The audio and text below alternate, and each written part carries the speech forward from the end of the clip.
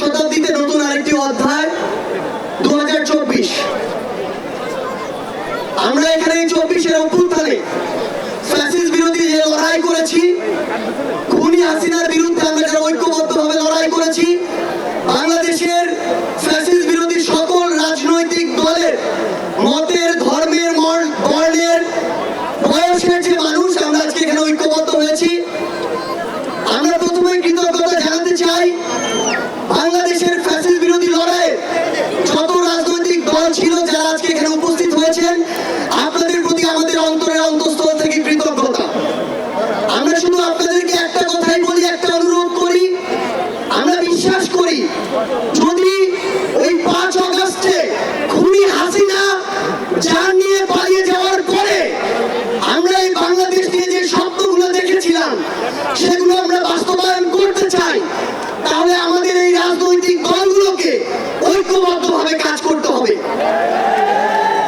আমাদের যে কোনো একটি বিষয়ে পক্ষে বিপক্ষে কথা থাকবে, যুক্তি তর্ক থাকবে, কিন্তু দিন শেষে যেটা দেশের জন্য, দেশের মানুষের জন্য মঙ্গলকর, আমরা সবাই যেন সেটা ঐক্যবদ্ধ হতে পারি।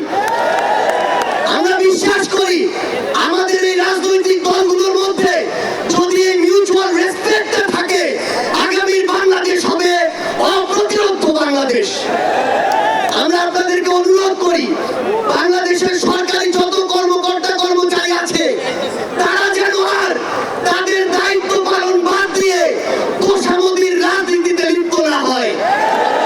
আমরা অনুরোধ করি বাংলাদেশ পুলিশ নামক যেই প্রতিষ্ঠানটিকে খুনি হাসিনা ধ্বংস করে দিয়েছে সেই প্রতিষ্ঠানটি যেন কাজের মাধ্যমে তার গৌরবটি আবার ফিরিয়ে আনে।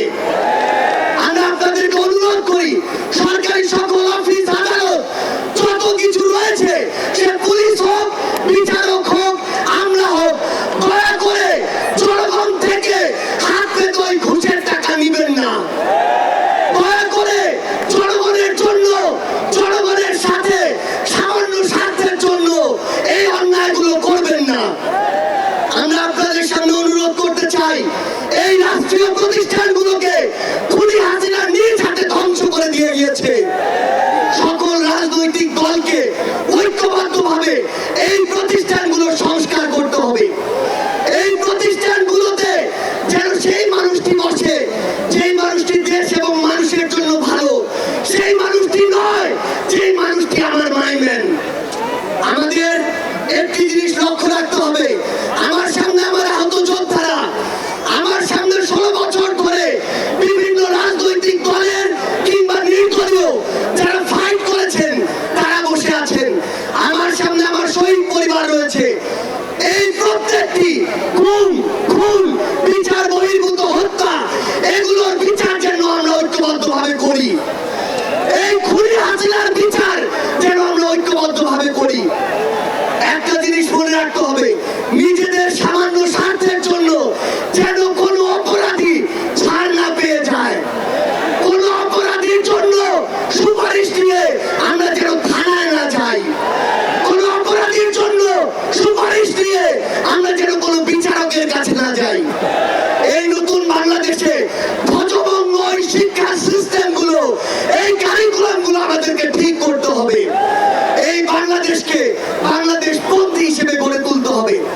আমরা আপনাদের কাছে অনুরোধ করি আগামী যে বাংলাদেশ আমরা স্বপ্ন দেখি, সকল রাজনৈতিক দল যদি ছোট ছোট স্বার্থগুলোকে এক পাশে রেখে ঐক্যবদ্ধভাবে কাজ করি তাহলে সেগুলো আমরা বাস্তবায়ন করতে পারবো।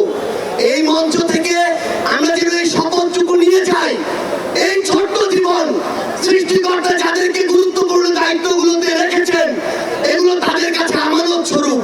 আমরা যেন এই ছোট্ট জীবনে এত বড় দায়িত্বের আমানতগুলো দয়া করে খেয়ানত না করি।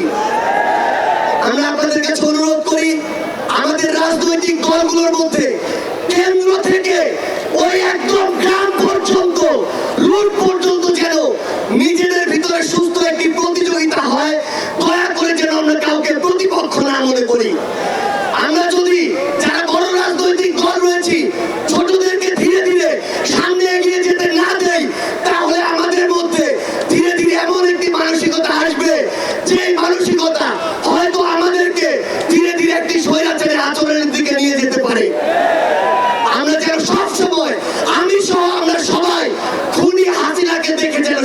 নেই। আমরা আপনাদের কাছে অনুরোধ করি, আগামীর বাংলাদেশকে আমরা ঐক্যবদ্ধভাবে গড়ব এবং একটা জিনিস শুধু মনে রাখবেন, দিন শেষে দেশ এবং মানুষের স্বার্থকে সবার আগে রেখে যদি আমরা এগিয়ে যেতে পারি তাহলে আমাদের কাঙ্ক্ষিত বাংলাদেশ সম্ভব। আপনাদের সাথে লড়াইয়ের রাজপথে অথবা বিজয় দেখা হবে সব সময়। বাংলাদেশের এই নতুন আজ যে পার্টিটি জন্ম নিতে যাচ্ছে সেই পার্টির সাথে